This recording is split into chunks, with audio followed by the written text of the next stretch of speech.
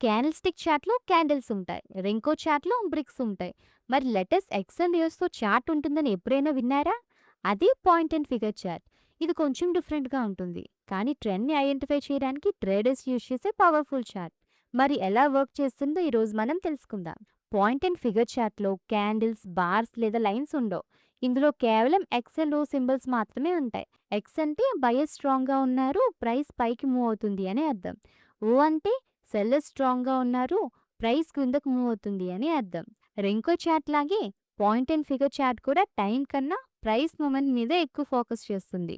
For example మనం boxes 10 rupees అని set చేసాం అనుకోండి. ఒక షేర్ 1500 నుంచి 1510కి తర్వాత 1520కి పెరిగితే చార్ట్లో ఒక కాలంలో ఎక్స్ సింబల్స్ కంటిన్యూగా యాడ్ అవుతాయి.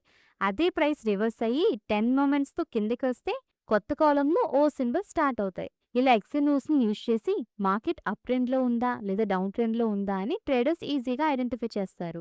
పాయింట్ అండ్ ఫిగర్ చార్ట్ని ట్రేడర్స్ మెయిన్లీ అన్నెసరీ మార్కెట్ నాయిస్ని ఇగ్నోర్ చేసి clear trends, support levels, resistance levels and బ్రేక్అవుట్స్ని ఐడెంటిఫై చేయడానికి యూజ్ చేస్తారు. కానీ బిగినర్స్ కోసం నా సెషన్ ఏంటి అంటే ముందుగా క్యాండిల్స్టిక్ చార్ట్ని బాగా ప్రాక్టీస్ చేయండి. ఆ తర్వాత పాయింట్ అండ్ ఫిగర్ చార్ట్ నేర్చుకుంటే ఇంకా ఈజీగా అర్థమవుతుంది. కాబట్టి క్యాండిల్స్టిక్ చార్ట్లో క్యాండిల్స్, రెంకో చార్ట్లో బ్రిక్స్, పాయింట్ అండ్ ఫిగర్ చార్ట్లో ఎక్స్ అండ్ ఓ సింబల్స్.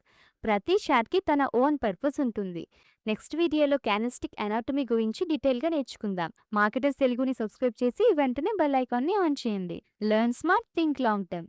నేను సుపీరియస్ట్ అడ్వైజర్ని కాదు. ఈ వీడియో కేవలం ఎడ్యుకేషన్ పర్పస్ కోసం మాత్రమే. Thank you for watching.